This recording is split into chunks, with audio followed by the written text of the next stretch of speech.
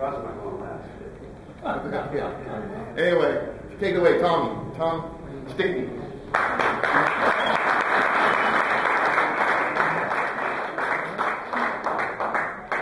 Give the peanut gallery back here. You guys can't make me laugh now, all right? Anyway, I want to thank the Ed and Dave and Golf Magazine for letting us all come out. And it's an absolute honor to be out here in front of you guys and girls, and I can't thank you enough. And the one thing I want to say, and I made this comment earlier, I don't know what the top 100 was like back in the early 2000s, long ago. I got in the top 100. And I don't know how uptight it was or how serious it was or how much proprietary information it was. But I will tell you this. I look out there and I've talked to both of you. I've worked with most of you as far as asking questions and vice versa. And I will tell you, I don't know of a better group of professionals to be affiliated with than the people I see out here in this room right now. And I want to thank you sincerely for all the help you've given me. And because I wouldn't be the teacher I am today if it wasn't for all of you out here, whether I've read your stuff, looked on the internet, plagiarized it as my own. But anyway, I really, really appreciate it. The last thing I want to say before we get started is I've never claimed to be the smartest guy in the room. Okay, no, maybe once. But at any rate, I want to make sure you understand that these are just my interpretations of what Trackman can do. And as we get started, I want to make sure that this is an open forum, and I want to make sure that you know how much I appreciate everything you do. All right, let's talk about the first thing here. One of the big questions is, can you teach without Trackman? One of the big things that we've had before is, people talk about Trackman, they start talking about, if you can see this and you can see that, but is it really worth it? Is it really a machine that I need to purchase? Is it really going to help me that much? And I said, if you look at Trackman, it's like video. When we first had video instruction, or before video rather, and then we introduced video made instruction easier. It made your time more efficient. It didn't mean that if you didn't have a video system that you couldn't teach. And the same thing holds true with Trackman. So the bottom line is, if you have Trackman, great. If you have FlightScope, great. If you have Foresight, great. If you have Golf, whatever, here's the whole deal. You can teach without this stuff.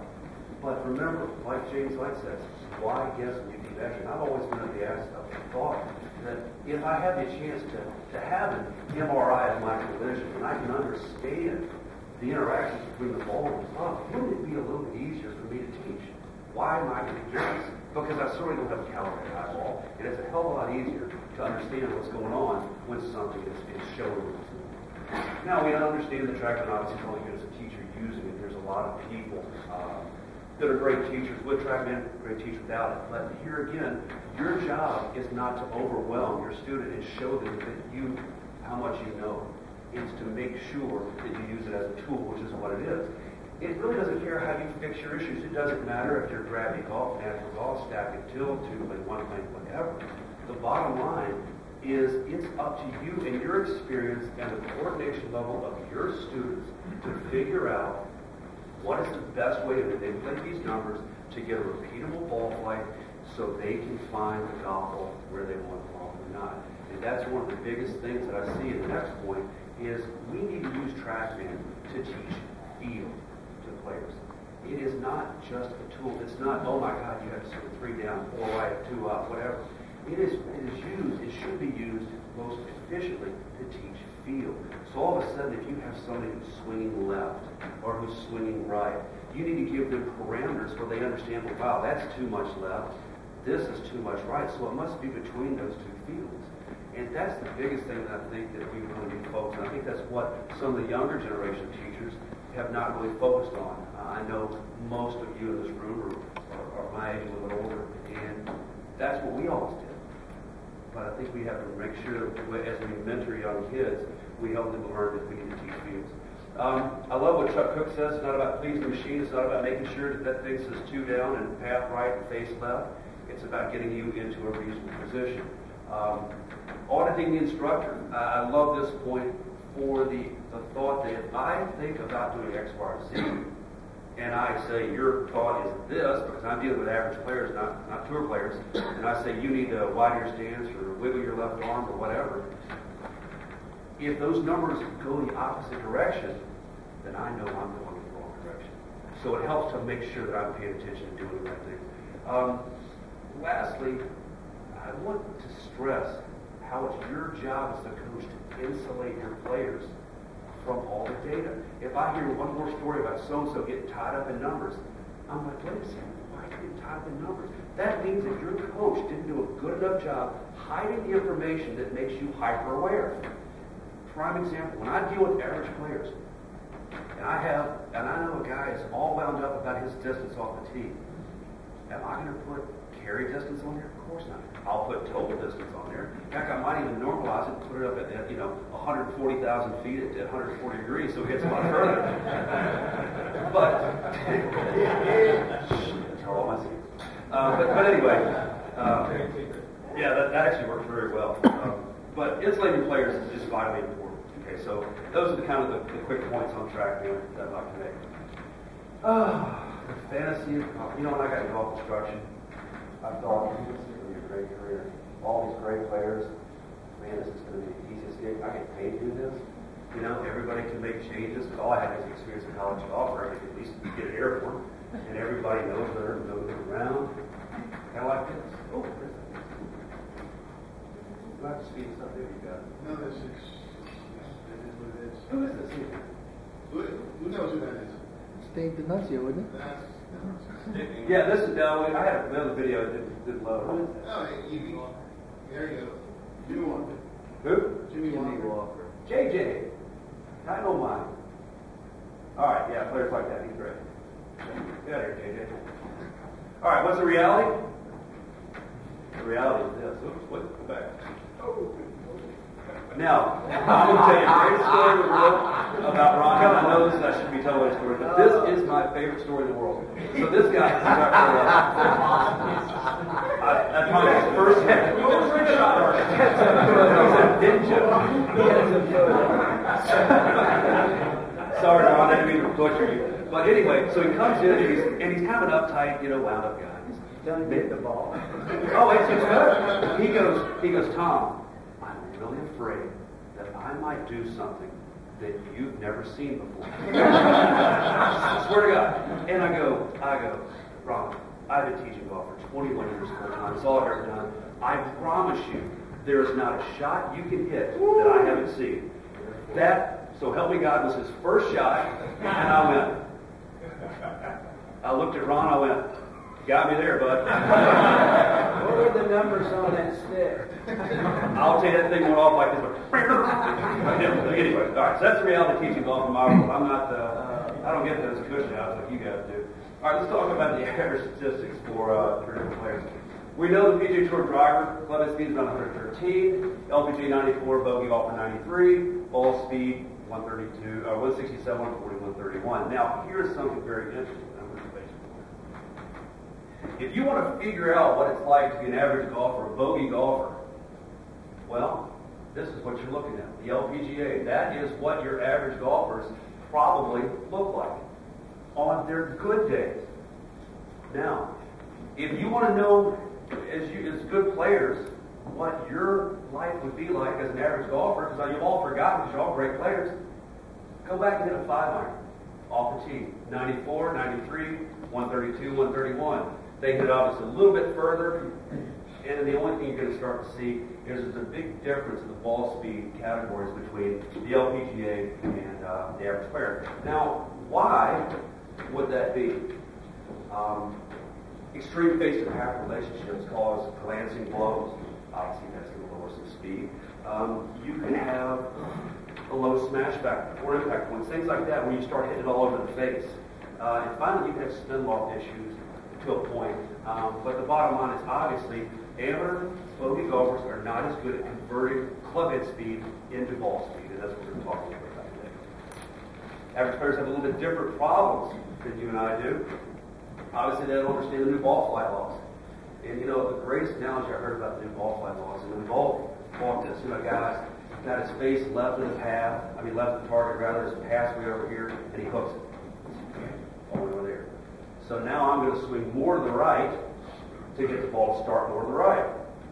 Face is still over here. The ball starts further this way, hooks leave it more. Damn it, I'm going to move further right, and all of a sudden it's just a dog chasing tail. So you've got to make sure that you help your amateur golfers understand what they're trying to do. They still have poor perceptions and poor information, and that's huge. They have little or no awareness of where they are in time and space. I mean, how many times have you taught a lesson and you said, do me a favor, keep your head still. They go. And you go. They go, did I do it? Did you not feel that? You know, so they don't understand where they are. They have real expectations. And here's a big point. They hit unsolid golf shots a high percentage of time, which brings into effect horizontal and vertical gear effects. Now think about this. If they're hitting it all over the face and they're getting vertical gear effect, they're getting horizontal gear effect, obviously you're going to have a big issue on your hand. Oh. Now, you're going to have some issues being able to control this. All right. And this is pretty interesting. The ultimate possessive kind of flaws that can't be fixed very easily.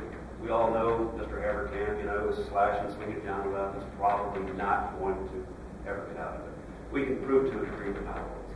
And they obviously have time constraints that needs to practice time control. Okay, but they always battle the same 5 issues. This is what we're going to quickly run over today. I don't want to inundate you with some kind of stuff. No consistency, lack of distance, slicing, or the inability to draw the golf ball, a big miss, or impact location. Because these are the things that I consistently hear. So when we talk about a lack of consistency, here's a prime example. I had this kid comes in, high school player, just an average high school player. He's swinging 12 left. So, hey, man, you need to move your path forward right. Good player. Good player. He comes in the next time, he's swinging 12 right. He just moved his path by 24 degrees. Why? Whose fault was that? Mine. Because I didn't give him a way to audit and understand how to control his lack of consistency. They have no feeling in three-dimensional space, so he just kept going like this. Before you know it, now I'm going to make it go the other way. So we know lack of consistency has a lot to do with they have poor path issues, they have poor face issues, they have inconsistent face-to-path relationships. Knowing that when the path goes one way and the face goes another, we have that divergence, creates some curvature, takes the ball all over. That's one of the biggest things you're going to see when we start talking about lack of consistency. Now you throw in horizontal impact point issues, and we throw in gearing, and now you might have his face-to-path working perfectly. You might have draw numbers all day long. The guy shells it on the heel, and the ball's going right to right with the blinker on. So those are the things that you have to make sure of as a professional when you're dealing with average players. Making sure that you understand how face-to-path and how horizontal gear effect. You've got to make sure they're working together, because that horizontal gear effect can add or subtract curvature to what's going on. Some secondary issues on lack of consistency, angle of attack. If the guy's chopping down on it, there's going to be some issues there. As his angle of attack and his dynamic loft merge to create spin loft, all of a sudden we know that the less spin loft you have, the easier it is for the deep plane, or the more radically the deep plane is going to tilt, and the easier it is to move the golf ball offline. It's obviously why you get your drivers more offline than your wedges. So when we have a lack of consistency, if a guy is having 15 different spin lofts, it's going to be very difficult for him to tilt deep plane consistently so he can control the golf ball. So we always have to make sure, and I tell them, I said, I want you to spin loft windows. When I'm dealing with the average players, I can't have them saying, I want you to spin loft 20. In a perfect world, yeah, that'd be great, but I deal with a bunch of beaters. So they need ratings, and that kind of would help them a whole bunch. Obviously, when you have a little bit more speed, you're going to start getting a little bit more offline shots. So you need to manage speed to create the shot patterns that they can deal with consistently. So in other words, what good is swinging 15 miles an hour faster? They can't find it. You got to manage that speed. So you have this patterns you can deal with. All right, let's take a look at the next one here. So look at this. Look at this guy. Tell Tiger I'm not here.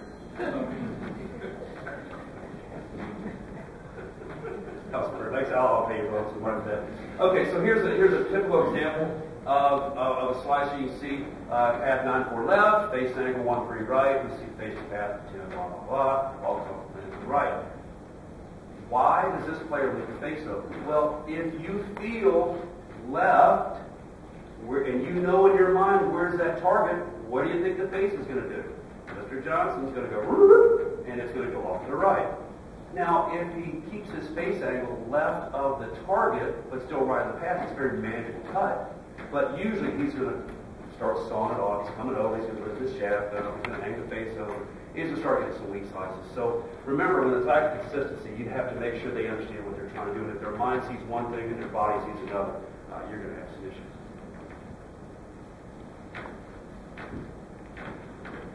All right. Here's the second thing, lack of consistency.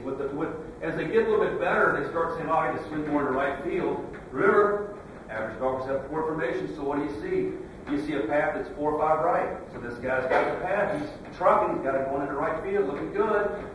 What's his face angle doing? 8-5 left of the target, 13 degrees left of the path, left to left with the blinker on, as we talked about before. Why? Because this is a guy that thinks in his mind perceptually that to hit a draw, I swing into right field with a big rip and release. And this is the guy that constantly misses that ball to the left. You have to help them to understand that the face angle and the path have to create certain things so they can work together. And that's a big thing, helping them to understand their perception.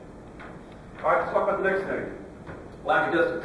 When I was in Naples, Florida, any of you that have been down in the southeast Florida, southwest Florida, understand that you get people like this. And they come up to us. I had this little lady at Norma, 92 years of age. She says, I want more distance. I'm like, okay. We see you take a cut out there, Norma.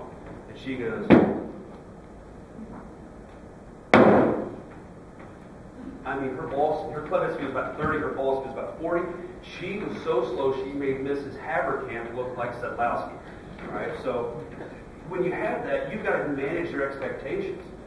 I got to say, oh, I can't give you 20 extra yards. I might give you 2. But you got to rein them in a little bit. And managing the expectations of the amateur golfer is huge, because pros can do different things. The average amateur, average voter golfer, they can't really manage their expectations. And if you don't manage their expectations, guess what happens? They're going to go tell their buddies that they took a lesson from you and you didn't help them. And the sad reality of the fact is, you did help them, but they just can't. They're so unrealistic. So when we talk about the lack of distance, we want to talk a little bit about where that lack of distance is coming from. Where's that club head speed? Why is it so slow? There's something causes a pivot issue, is it, face issue, path issue, blah, blah, blah. But we want to really make sure that we understand where that club head is, why that lack of distance, and where's it occurring. Because sometimes it might be go to the gym. It might be flexibility, might be this might be able to, it might be some sort of motion that they're making. But we know that we have to get the club head speed and the ball speed up. But, like I said before, you have to get the club head speed, the ball speed. You have to make sure that you manage their smash. You have to get that smash in the right place, because a bunch of speed hitting it way off the toe is irrelevant. A bunch of speed hit way low or way high is irrelevant. So remember, when we have a lack of distance, you've got to manage those things. People can only handle so much speed. And I'm a firm believer that their pivot will only give the ability to control their speed. So in other words, if their pivot is faulty, they can only create a certain amount of speed with that ball. Let's talk a little bit about the actions of the club. We know that the angle of attack and the swing direction converge to control to create your true club path. So all of a sudden you have angle of attack changes. Okay, you start chopping down on it, you start hitting up on it. You can change your true club path. That can give you a lack of distance. We know that the face can be erratically open, radically closed. Your face-to-path motions can be off. We know we can get some glancing blows. We know that we can have spin lofts that are too low and spin lofts that are too high. So what do I mean by that? So lack of distance. We can hit it, and you can have too little spin, or you can have too much spin. Both of them are just as bad.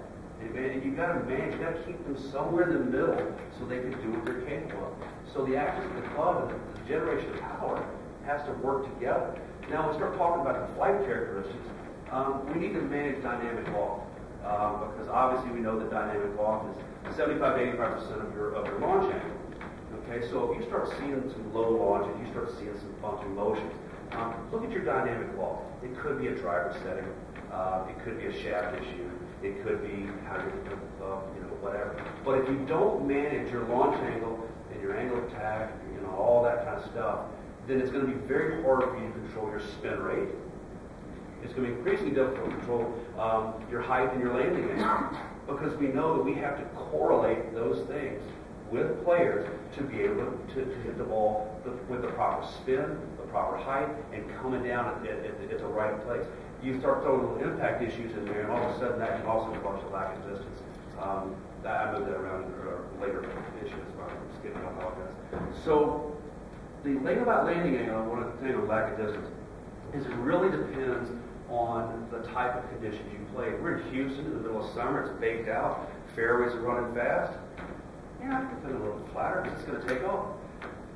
But here, in California and down in Florida and Arizona, when we start getting overseeded fairways, and I start to see this trend more often than not, we're starting to see places that are playing so wet that you got to carry this. You got to get this thing up in the air. So take the time to look at your conditions so you can control that lack of distance with the players.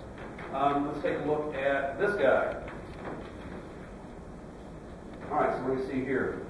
That's average golfer, 85 miles an hour club head speed, ball speed of 122. Pass pretty good. Spin rate's a little low at 2,000.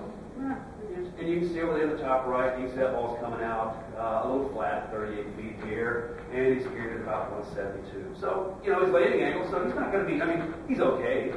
If his conditions are playing firm with a 22-degree landing angle, even though it's a little bit flat, he's going to get some roll. He's going to get some chase. But it's still not working. There's something going on. If you look at his height, it's too low. So when we go in, what we did is we changed a very simple thing. We go back, ball position's a little back, club's a little low, tee's ball's a little low, and his driver setting's like 8. Like every other golfer, I've got to have 8 degree driver. So what I did is I changed the ball position, teed it up, put the ball more forward, added some ball to his driver, and without making any major changes, we took his spin rate from 2,000 to 27.4, which is more reasonable. Club head speed, ball head speed stayed about the same. Dynamic loft went from 11.3 to 18.6, and he goes from 38 feet to 80.9. Landing angle still in the mid-30s, not too bad, and he carries at 200 yards. So all of a sudden, this guy goes a little bit better. He goes from 172 to 200. So this guy's going to be a little bit better. He's going to have a little bit more fun playing the game, because playing it right here, hit it that flat and low on the right, top right, just going to be tough. I'm not so worried about when he hits it solid with that. I'm worried about when he hits it a little low on the face. It's just not going to be good. All right, so let's talk about slicing. How much of time, David?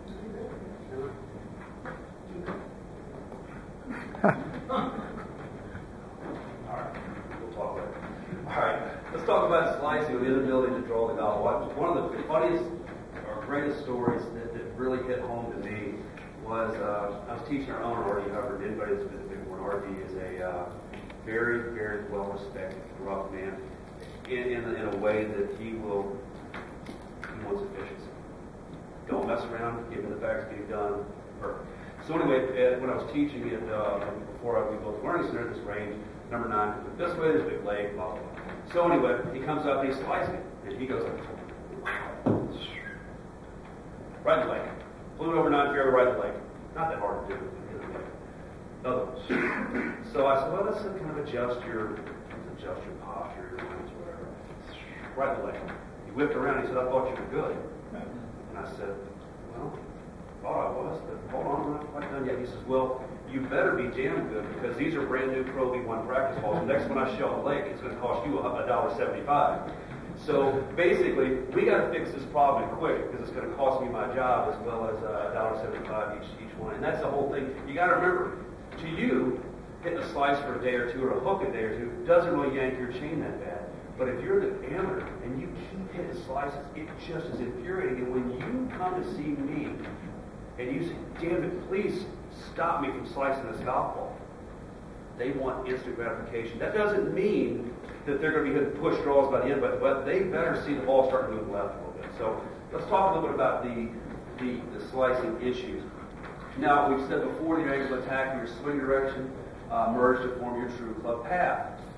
Obviously, when we're slicing the golf ball, we have to have that club path reasonable. Now, I said earlier that there are certain players that cannot shift their path. What if you have somebody that's coming in there, they're 14 left?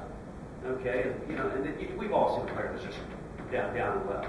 I didn't say you couldn't improve the path. But if you think you can take a guy, Mr. Haverkamp, who's been doing this for 70 years, swinging 14 left, and you think you're going to get him going out in the right field with a nice push golf, probably not going to happen. Most of the time. So you can alter, to a point, the path by changing some alignments. Moving your body around. You know, if all of a sudden I move this guy this way, I can skew the path a little bit this way. And as long as I get him to nose that face down, yeah, he's hit big pull draws, but he's not seeing the ball to the right. Once you kind of understand the path issues, and we get the alignment of path under control, we obviously, there's some sort of pivot flaw that's stopping this guy from getting this club back to the inside. And we can go on for hours about what we can do with the pivot to control the path. But the bottom line is, once you get this guy in a reasonable position, then we need to get that pivot a little bit better so we get the club in the corner. So now we start to move into the face issues. Well, what do the average players have? No face awareness. They have no idea where they are in three-dimensional space. They don't know if the club head is square open or closed at any point in their golf swing. Now, when I spent some time with James Lights on his gear system, what was pretty cool is you could actually see where the club was all the way through. And maybe by educating the hands in that regard, you're going to start to have an idea of what the face is doing. But the bottom line is they really don't have any idea. So you have to help them to understand how to control the face. And I'm not suggesting that 1/10,000th of a second that you can time this. But you know what? You might have to give them some drills to go, hey, let's hit this ball low and left. Do you feel something different? Let's hit this ball high and right. Do you feel something different? And help to educate them in that way. Now, we can do a lot of things with the grip. We can do a lot of things with the rotation forms, blah, blah, blah. We understand how to the face issue. But we got to get that face to do something different. Now, something you probably hadn't thought about. Vertical swing plane. Okay? We know usually that as the club goes up, what's it do? It tends to open up. We know the guy that comes over tends to raise the handle, and the blade tends to open up a little bit.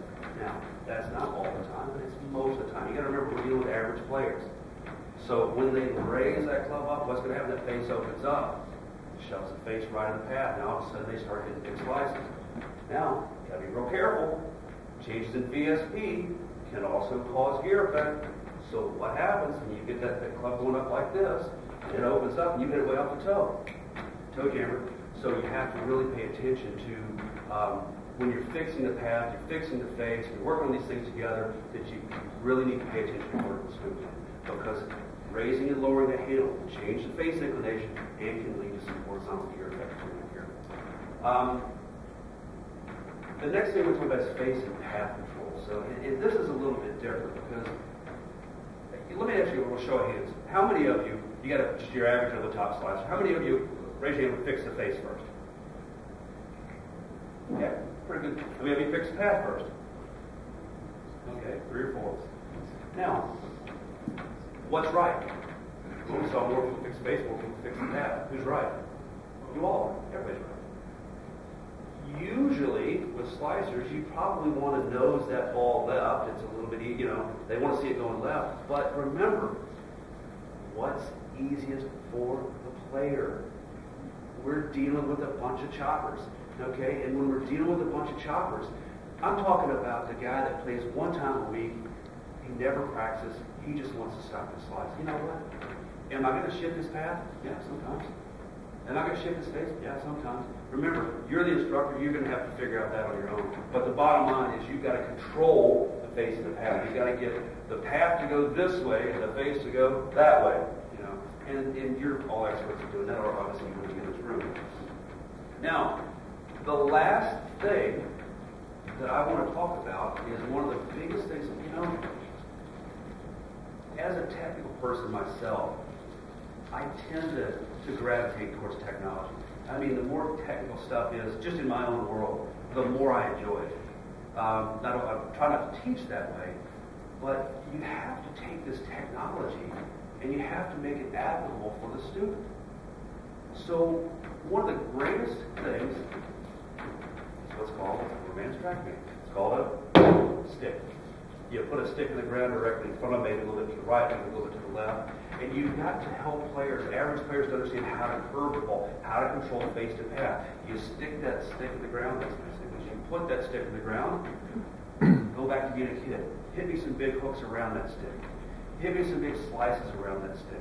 Make sure the ball starts over here. Make sure the ball starts over there. How'd you do it? What'd you feel? How did you do that? Well, I felt more face. I felt more path. I felt more this. I felt that. That's the bottom line of that slicing. So after you put all these things together, remember, you got to help them as average players to understand what's in feel. Because if they don't know how to curve the golf ball, and it's amazing, it's funny. It's amazing to me how when I put a stick out for them, or I put it behind a tree, they just whip up one around that tree. They'll go off, they go, that thing. That's a slice one. Slice one tree. And then you take them out on the golf course and you say, pick me a draw into that green. Huh? They can't do it. It's the same. You've got to just kind of remind them that they do have the information in their body. It's just up to you to bring it out. All right. So let's take a look at the back here. Let's take a look at this person. All right. So you can't see Mom here. Had to recruit Mama. Shoulders a little bit open. Always been over the top slicer. Whatever. So we see Mom lines up with the shoulders a little bit open. We know the arms tend to fall the path of the shoulders from time to time in most amateurs.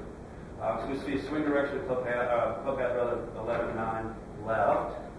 Okay? Body feels. And this is something I want to just throw on the side. There's been a big issue amongst Trackman people on swing direction and club hat. Is swing direction really vital and have a wonder swing? And Andrew writes it very nice thing we were talking the other day about this. He says swing direction is what people feel. Club path is what actually happens. And the more I get thinking about that, that's a pretty interesting statement because let's just take this is a total step away from what we're doing right here. Think about this. Think about the guy that has a little bit of an overmove. You see him on video and they just kind of go this way, just a little bit. And he feels like the club is going just a little bit left, a little over the top. But we know because of the angle of attack, it shifts the path right. So even though his divots are going left, his path is actually to the right. But his swing direction gives him the feeling that he's coming over the top. So you've got to manage swing direction. You've got to make sure that swing direction, matches more what the club has. In my opinion, I don't know Brian or James or whomever else that has the Trackman. You believe 100% that, but I've always seen like with average players, it seems if you match those up, it's a little easier. All right, so you see Mom, she's cut across 11-9, facing to the right. Why is she doing that? Because she knows where the target is. So what do we do? Whoops. Sorry. Maybe.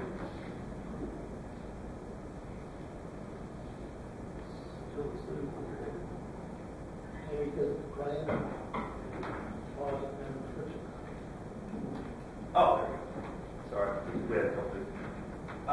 So what we did, changed our lung guard nice and square, maybe aimed just a little bit to the right. What I was trying to do was take a lifelong slicer, move just a little bit this way, and just kind of stay back just a little bit. Just try not to transition so quickly. I don't want you to swing it down left. I want you sticking your pick in the ground. I want you coming a little bit more under. And we start to see now a swing direction. Club that's moving more to the right. Now, are we going to see a path go from 11 left to 5 right? Not too long. This was kind of extreme. I was doing it for a demonstration. But there's something you can do between that and the pivot to get the path to start moving more in the right direction. Okay, so usually what you're going to see when you move the path to the right, what are the average players? What type of shots do they hit? If their path has been to the left and the target's been to the right of their path, what are they doing with their release? Hang on city. Because if they didn't hang on, the ball goes left to left. So now you get a person coming from the inside and they hang on to it. What do? You see a big old block of root. So how do we adjust that? So now we can alter the grip, we can alter the release, we can alter the ball position, we can do all the things that all of you know, a million ways to do to get that face to move left of the path. Now, I use this example right here because usually what you see is you get the path going more to the right, 5-9 right. Where's the face angle? 2-3 left of the target. which is 8-3 left of the path. So obviously, what's this ball going to do? It's going to start left, and it's going to go left. That's a little pull draw. Okay? You know, I'm not overly concerned with the bogey players and the average golfers. I was going to talk about the ones that don't practice. If I see a little pull draw, they're not hitting a weak slice. They're happy as clams. And you have to remember, that's what you're here to do. We're here to make them better. And when we ask, if you were to ask my mother her goal, she says, I don't want to slice anymore. It's not, I want to shoot 65. It's not, I want to hit further. It's, I just, please, Tom, don't let this ball go right. When she sees it going to the left, now you and I know that, man, it's not quite exactly what we want, but it did go right, so she's happy. All right. Impact point consistency. Now, the one thing about impact point that I was flabbergasted when I got Trackman, see Mike's standing, about this impact point, because I had no idea. You know, yeah, you feel the toe, and you feel the toe, right? You saw some certain things, but I was absolutely flabbergasted to know how important your effect is in the shots. I could not believe that a dimple or two, one way or the other, could move the ball that much. And now with years, we're starting to really get some more information about this to be able to start seeing it. And you know, and all the launch monitor companies are working in the direction of trying to get better at this. And I have no doubt that at some point in the future, Trackman will be a lot better at understanding where impact is. And I'll tell you, once we get that, it's going to be like magic. Okay, so let's talk a little bit about impact point consistency. So we do know that extreme path changes, extreme phase changes can cause horizontal gear effect. Hit it all in the face, toe to heel. Okay, we know that vertical swing plane, raising and lowering the shaft, can move the ball around in the face horizontally, mainly horizontally. We'll talk about vertical gear effect in the other one. So I apologize, some of these slides are from the earlier presentation are also moving around. So now let's talk about the pivot and your angle of attack. So all of a sudden, if you have pivot motions that change your low point, you get tired of stuffing the ground, you get tired of topping it, all of a sudden, as a bogey golfer, you're going to see when the pivot issues move the low point around, you're going to start seeing different angles of attack. Sometimes they're going to be more down, sometimes they're going to be more up, sometimes they're going to mixture of up and down. Excuse me, depends on what's going on. As the pivot and the angle of attack are changing, because this person's tired of doing X, Y, or Z, then they start delivering different dynamic loss. Hands forward, hands back. What are they trying to do? They're trying, first and foremost, not to hit it unsolid. They're trying not to stick the thing in the ground. They're trying not to top the golf ball. Everybody wants to hit it solid first, just a direction second, especially at the average level. Because, you know, if I said this, if I let you hit every golf shot as an amateur player, right here, low on the face, and you hit that head-high bullet that comes off about Mach 1 at knee-high and goes straight, they still be coming for lessons. Because they say, I'm hitting straight, I'm just not hitting pretty solid. But it works. So we know that changes in those, the pivot, angle, attack, dynamic off, spin off, all those things can change and influence vertical impacts. Not all the time, but sometimes. Okay, so if we're changing vertical impact, think about your driver, hit low on the face, low launch, high spin, high on the face, high launch, low spin, blah, blah, blah. It still works the same way to a point on highs. Now, when we move into a couple of the other things, we have alignment and ball position. So sometimes with alignment and ball position, I mean, how many times have you seen somebody and they're up there, they've got their 3 foot off their right foot, they're trying to carry their knees, they're backing up and they're flicking at it, they're doing whatever. And so you look at this alignment, this ball position, you're going, God, you can hit it with toe, you can hit it low, you can hit it high, you can hit it right, left, up, down, back, thin. So alignments and ball positions do merge to create some issues with impact point consistency. And obviously club fitting plays a big part in that. You know, how you're loading the shaft, how you're lagging the shaft, what grooves, all that stuff. So you can just kind of take all that in and all these things together to kind of create impact point consistency. So, pretty true story here. I was at Bighorn, and Casey Whitberg was playing the tour at the time. He used to go out on the big tour at the time. And I sprayed the face for just moving around, and I was showing the Trackman. And, I sprayed the face, and right then, the guy comes in, he says, hey, I want to talk to me for a second, so I step out of the ordinance center in case he's hit balls.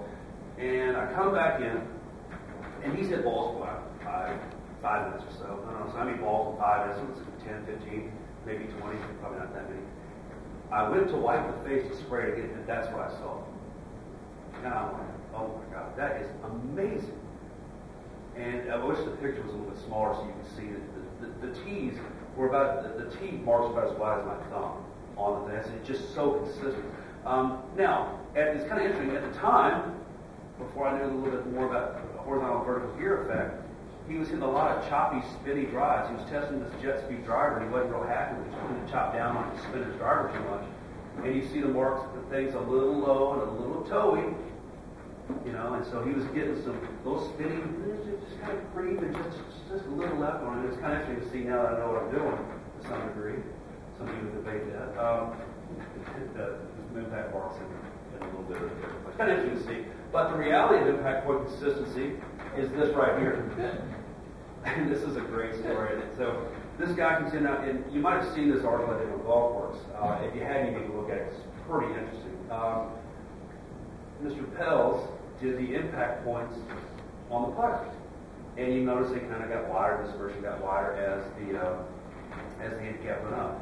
So I was bored one day, and I said, I wonder if golfers, I wonder if that's the same thing with golfers.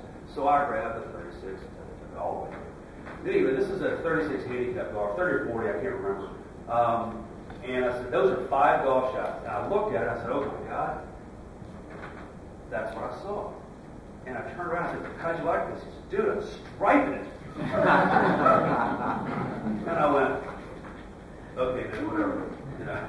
But it's unbelievable to me. So now we get a 30, 40 handicap golfer trying to control face and path. We're trying to control face and path as teachers to get them some reasonable, predictable ball flight. And this person's beating it all over the face. So the whole point here is if you don't have reasonable impact point consistency, you're probably going to negate all your work on face to path, because we know the D-plane lives in this fairyland of perfectly centered impacts. When you start moving into gear effect, toe, heel, up and down, mainly toe to heel rather, toe and heel, it starts changing the numbers on the D-plane. And so what you're going to see is, if you've ever looked at your Trackman and you've hit a few shots and you see a negative face to path, which means the ball should go that way. We see a positive spin axis, means the ball went that way. What do we see? Heel impacts. Vice versa with toe. So that's a great thing about gear, but you got to pay a little bit of attention to that. So when we look at impact point consistency, this guy came to me and he was a lot of speed, obviously run out from under himself. Okay, No. Yeah. Okay. Yes. Do you think being experienced that before you said anything, you ask him that question, how did you like those? Instead of you jumping in and saying, oh my, and then when he said that, you just kept going. I kind of let it go. I didn't rate it. If it was you, I'd have rated it, but I'm usually a little bit nicer. It just depends if I like it or not. So this person run out from under himself, low points backing up, doesn't want to stick to the ground, flicks the 5-iron just a little bit. So angle attack's not quite as dense, and not too bad. It's just a little bit down, a little bit shallow. Dynamic loft too high, spin loft too high. What's he getting? He's getting a lot of moon balls. I mean, the guy's hitting, what is it? It looks above 40 yards, so what's that? 120 plus feet in the air. Not too bad. And he came to me and he said, man, I just can't keep the ball down. So, you got a little false pivot, angle attack, dynamic loft, all these things work together. So, when you're looking at this, we know that when we flick, he's catching a little bit low face, a little vertical gear effect there, in addition to the high spin loft and high dynamic loft. So now you can use Trackman to help you to understand what's going on. And here again, all of you would fix this the same way, because you know what's going on. But it's just nice to see that when we do fix it here, that we start seeing the dynamic loss come down, angle attacks going down a little bit more, and the spin loft coming down, so you know you're moving in the right direction. And that's the great thing, the reassurance of Trackman watching me as instructor. All right, remember I told you about VSP, vertical swing plane. Here's a guy, cutting across it, a little bit left, face angle's a little bit left, but it's right of the path. Okay, so if this face to path is 4 degrees, to the right, this guy should hit just a little baby fade. But what's happening is VSP? Up. And it's raising up to a pretty good level. You can see where the yellow line is to some degree. And if you look at his ball flight, ball pretty much was dead straight. Just a little bit on the toe because of that vertical gear effect. that horizontal gear effect because of this vertical swing plane. So that is probably one of the least used thing, in my opinion, on Trackman is this vertical swing plane number to understand what's going on with the handle and the club head and the lie and this and that. Now, it's not a perfect science, as far as this is concerned, but it gives you some trends. Okay. The one thing I will say is when we start talking about vertical swing plane, or spin loss, or things, the real detailed stuff. We're dealing with amateurs, remember. We're dealing with the beaters, the choppers. Okay. All the guys and the girls that come to see us, thank God they do, or we wouldn't have a job. Just keep them in reasonable ranges. Okay. So we went rear just a little bit. If you can get it just a little bit lower, some say, what number does it need to be? I don't know. Just get it a little bit lower than it is, and you're fine. That's kind of where we're going with that. Okay, lastly, I want to talk about the big miss potential. When you start looking at the big miss, a lot of the big misses come from. Oh, I'm saying something. Is that my safe word? All right. So a big miss potential. A guy came in and super uptight guy, real cerebral, whatever. And he comes in, he's got shanks. So he comes in here and he's shank. And I'm talking to him and doing whatever. And he said, Tom, I'm really pissed off. I'm shanked. I said, well, I'm not all happy about it either because you're ruining my lunch hour. But he said, did you know that a shank is caused from an overly closed club face? The ball hits the space, hits the hosel, and then ricochets, and that's how a shank is caused. And I said, well, does that mean every time you shank it, I should charge you a double hit? So I was trying to just provide some levity in there, and because when you have that big miss potential, a lot of it, you have some face to pat, get this, that, or the other, causes it, but the process mentally of getting so uptight, God, I'm hitting it right. Where's it going? So, as we start to look at the major ball influences on the big miss potential, we talked about angle attack, swing direction, path, face to path. We know we've got to get those things more in line. Curvature is created when the face and the path diverge, and we start getting a lot of funky shots. We know that horizontal gear effect can add or subtract curvature, and it can also negate all the work you've done on your face and path. We know that the ball's spin axis is going to be altered by all those things above. Now, when we start to look at extra factors, we know that when we add club head speed and ball speed, the ball has a chance to go offline a little bit more. We have to manage our misses, manage our speed, manage what we're trying to do. Creating all the speed in the world without keeping it reasonably around the face is not going to work. Now, dynamic loft and spin loft. Usually when you have that big miss, remember what I told you about spin loft. The more narrow the spin loft's the difference between the angle of attack and your dynamic loft. The more narrow your spin loft, a 1 degree face to path relationship at a certain spin loft number tilts that D plane a little bit more aggressively. A little bit wider spin loft doesn't tilt it quite so much. That's the reason why you hit your drivers walk line and your wedges. So if you're changing your dynamic lofts, your spin lofts are going up and down, you're seeing wide variances of this, you're going to have the potential for a big miss. So when we put all those things together, that's going to help us to control that big miss potential. Now, obviously, Bill's big miss is left, your big miss is right, or it could be both ways. You got to manage it. I'd like to eliminate one side of the golf course. Now, nobody wants to go hit it all over to now and snap hook and everything or hit it 50 yards right. But I'm a firm believer that we've got to give one shot at it. I can't have both. Give me one, not both. Okay, so here's just an average student. We see a club path, pretty decent, face angle 16 degrees open. That's obviously going to go over there with the trees. And when we were doing this, the card guy was, this guy was on the far right side of the range. And that's those trees are thick. It's in Florida. It's got snakes and bears and there's a dragon there. So I'm sure he was real chagrined about just shooting the shell balls the right thing for this presentation. So I'm sure he's real happy. But when we start seeing the big miss, path goes to the right, spin rate goes up, carry goes off the charts, it's not very good. Obviously, we have to educate this guy. Hey, dude, you passed pretty good, but you're hanging on. This thing's going 50 yards to the right. That's your big miss. So we educate this guy as to what his big miss is. I love the thing on Trackman, these screenshots. One of my favorite things about Trackman is even as it was playing, you can see the path is obviously blue, the red line is obviously the face, and you see the curvature of the ball. What I love about Trackman, and this is when I send these home to my clients, is that area you go, hey man, your face angle is over here to right field. Can you get your face angle to match your swing path? Now, in a perfect world, that's not what we're trying to do, but it sure is great. He's just in a little baby shot trying to get the face. But I said, do me a favor, hit one half speed, make it go dead straight. Okay, how'd you do that? Well, I felt X, Y, Z. Fantastic. It's helping him to educate himself as to what causes his big miss, whether it's the face, whether it's the path, whether it's this, that, and the other. But you got to train them to get back to reality and figure out what it is. So I like that little version. I always call it, hitting them down the rails. You got to hit them down the rails. And that's a great little drill to rein people back in. Because everybody, if you make them go straight, say, just hit a little straight shot. They know how to do it. Just got to remind them. Okay. So, here's all my contact information.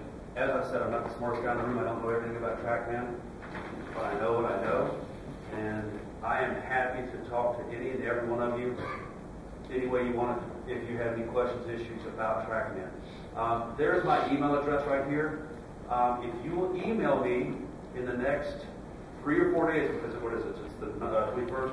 On the 25th, I have this file uploading program. I can email you this file. It's 40, 50 megabytes. Okay? I can email you this file. But if you do it after the 25th, I don't have a service anymore. So if you want me to email you what you just saw, let me know. Anybody have any questions? Issues, complaints, concerns? Oh, it's nice of you to make it back. This is my whole presentation. Thanks, now.